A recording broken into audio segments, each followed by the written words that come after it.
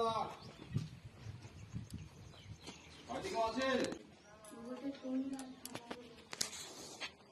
এমনি বাড়িতে কোনো বেটা ছেলে?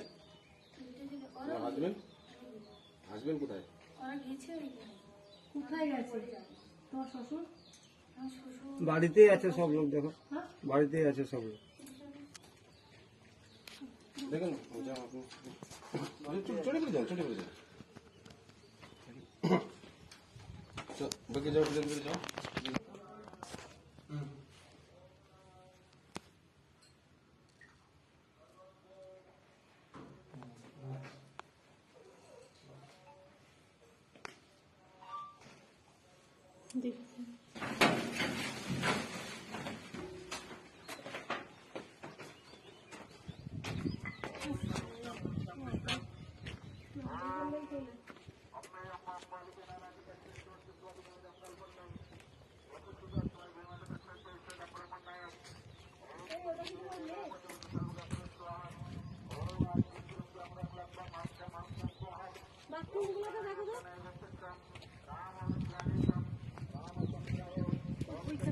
এটা কমান যদি বেরোয়।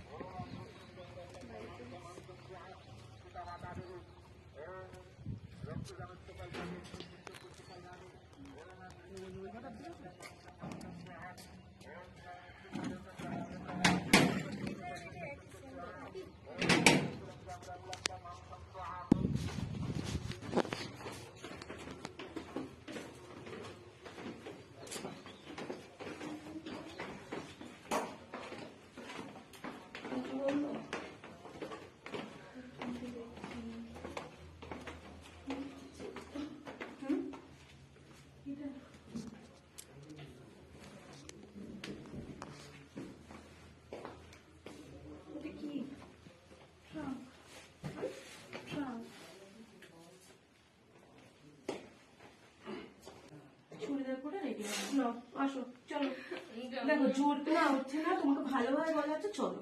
দেখো সবাই ভালোভাবে বলছে, ঠিকঠাক ভাবে আসবে এখানে। চলো তোমার 18 বছর হয়ে যাবে, তুমি চলে যাবে, তোমার মনে যায়। হ্যাঁ কে কেউ মারবে নি। কেন মারবে? আমাকে এখানে ফোনে ধমকি দিচ্ছে বলে কপি গেলে তোকে আমি কলেজ হাঁচি দিয়ে মেরে দেবো। মারুক না, আমি আছি না। আমি যদি ওখানে কলকাতা থেকে এখানে আসতে পারি না, তোমার বাবা কোথায় যাবে? ব্যাঙ্গালোরে যাক না, আমি কথা বলছি তোমার বাবার সাথে। কোথায় যাবে?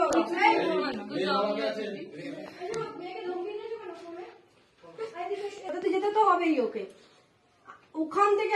আমি কলকাতা থেকে ওখান থেকে তো তোমার মেয়েকে নিতে এসেছি। এবার তুমি যদি ওর উপর কোন রকম টর্চার করো, ওর ফোন নাম্বার সব দেওয়া থাকবে, তাহলে কিন্তু তোমার কিন্তু অবস্থা আরো খারাপ হবে। কিন্তু আমি বলে দিলাম পরিষ্কার কথা। আমি হিউম্যান রাইটস থেকে এসেছি, কোন 18 বছর হয়নি, ওর উপর কোনো টর্চার করা চলবে না। ও ছোট মানুষ, একটা ভুল করতেই পারে। একটা বাচ্চা মানুষ, ও এখনো অ্যাডাল্ট হয়নি, একটা ভুল ও করেছে। 18 বছর হলে একে যদি ও ভালোবাসে, তখন ওকে ভালো করে ঠিকঠাক ভাবে এর সাথেই বিয়ে দেবে। তুমি যাক দাঁড়াও, শোনো, তুমি যাকে বিয়ে দেবে সেখানেই কি তোমার মেয়ে ভালো থাকবে, সুখে থাকবে, এরকম গ্যারান্টি কি তুমি দিতে পারবে? পারবে না তো। তাহলে ও যখন একে ভালোবেসেছে, তখন তুমি একেই 18 বছর যখন হবে, তুমি এর সাথেই ওকে বিয়ে দেবে। পরিষ্কার কথা শুনে রেখে দাও। আর কোনো কথা আমি তোমার শুনবো না। আর মেয়ের ওপর কোন রকম একটা বাজে কথা কিন্তু বলবে না। আমি কিন্তু খবর নেবো। আমার ব্যাঙ্গালোরে প্রচুর লোক আছে, আমার বিভিন্ন জায়গায় লোক আছে, কিন্তু আমি বলে দিলাম। আমি অল ইন্ডিয়া সেক্রেটারি, যেহেতু আমি মহিলা সেলের, সেজন্য আমার সব জায়গায় কিন্তু লোক আছে। আমি কিন্তু খবর নিয়ে আমি কিন্তু তোমাকে ওখান থেকে তুলে নিয়ে চলে আসবো। কিন্তু আমি বলে দিলাম তোমাকে, একটা কোনো বাজে কথা হবে না এই সম্বন্ধে, আর একটাও কথা হবে না এখান থেকে যাওয়ার পরে। ঠিক আছে? এটা চলো চলো। তোমার বাবা তোমাকে এই নিয়ে একটা কথা হবে না, এই নিয়ে একটা কথা হয় না। না, তোমাকে যেতে হবে। 18 বছর তোমার হয়নি, রাখা যাবেই না।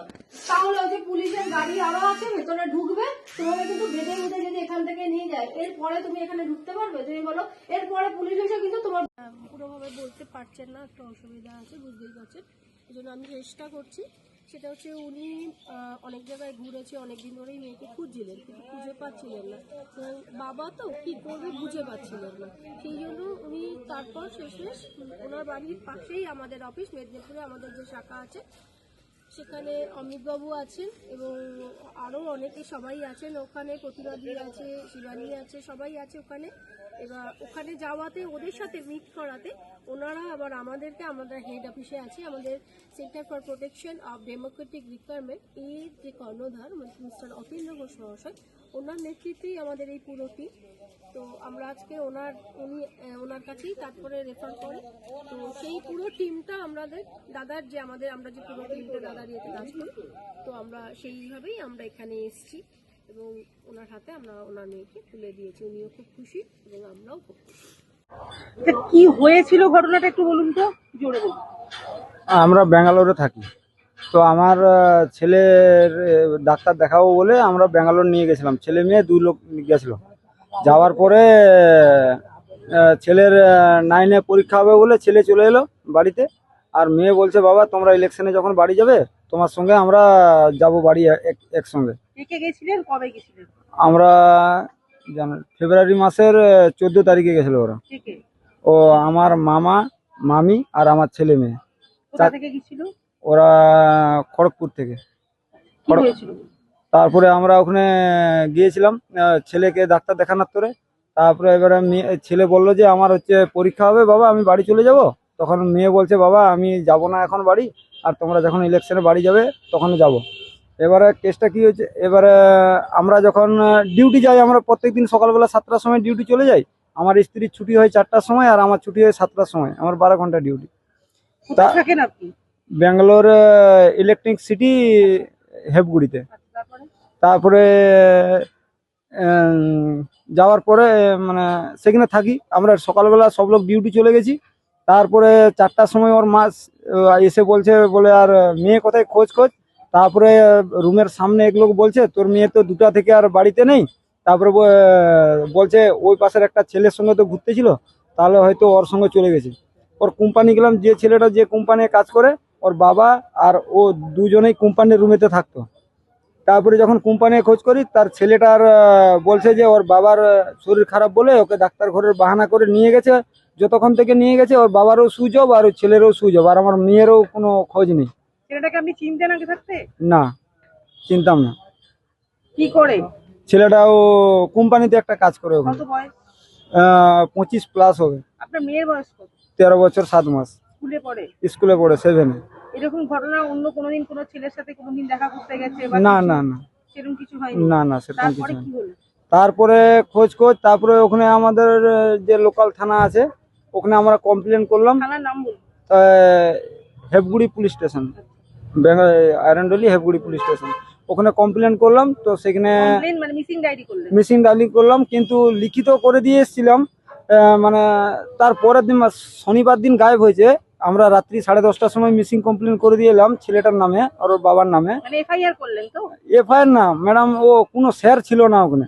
স্যার ছিল না বলতে মানে আমরা গেছিলাম যে করে আমরা মিসিং ডায়েরি ওখানে লিখবো বলে, কিন্তু তার পরের দিন ব্যাঙ্গালোরেতে একটা ফাংশন ছিল, মানে ব্যাঙ্গালোরে একটা ফাংশন ছিল। ফাংশনে 4 দিন পুলিশ থাকবে না ওখানে, যে ওরা যত পুলিশ সব প্রোগ্রামে ফাংশনে 4 দিন থাকবে না বাড়িতে, মানে থানাতে।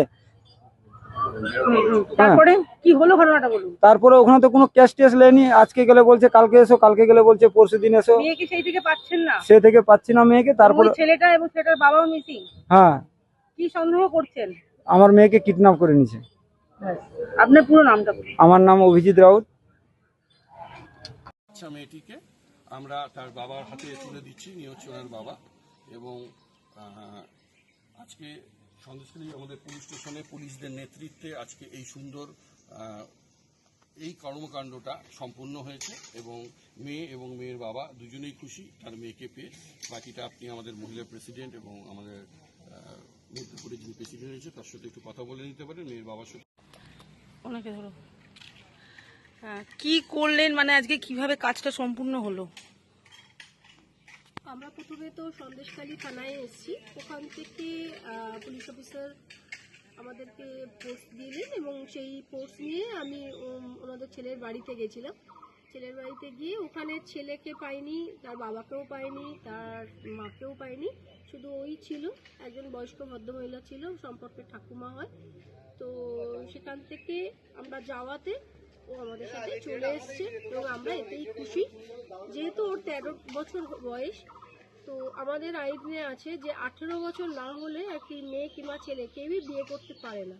সেই জন্য আমরা মেয়েটিকেও আমরা ওইভাবে বুঝিয়েছি এবং সে চলে এসছে আমাদের সাথে এবং ও আজকে বাবার বাড়িতে যাচ্ছে। এটাতে আমরা খুব খুশি হয়েছি যে মাও ওই বাবা মা আর কি তার মেয়েকে পেয়েছে এবং মেয়েও সুন্দরভাবে তার বাবা মার কাছে যাচ্ছে এবং 18 বছর পূর্ণ হোক, তখন যেটা হবার হবে আমরা দেখব এবং বিগত দিনেও যাতে মেয়েটি সুন্দরভাবে থাকে সেদিকেও আমরা তাকাবো। Centre for protection of Democratic requirement India. নামটা বলুন। আমার নাম শেলি মুখার্জি, আমি মহিলা সেলের ওয়েস্ট বেঙ্গলের প্রেসিডেন্ট। আপনি তো এসছিলেন একটা আশা নিয়ে, তো কি হলো? শেষ পর্যন্ত মেয়েকে পেলেন? এখন এসে মেয়েকে পেয়ে খুশি হয়েছি, বলুন। মেয়েকে পেয়ে খুশি হয়েছি আর কি। এটাই ধন্যবাদ পুলিশ প্রশাসন আপনাদেরকে, আর মেয়েকে পেয়ে আমি খুশি। সিপিডিআর এসছিল সাথে, সিপিডিআর হিউম্যান রাইটস এসছিল। অফিসাররা সব এসেছিল। নামটা বলুন আপনার। অভিজিৎ একটু শেষ করি।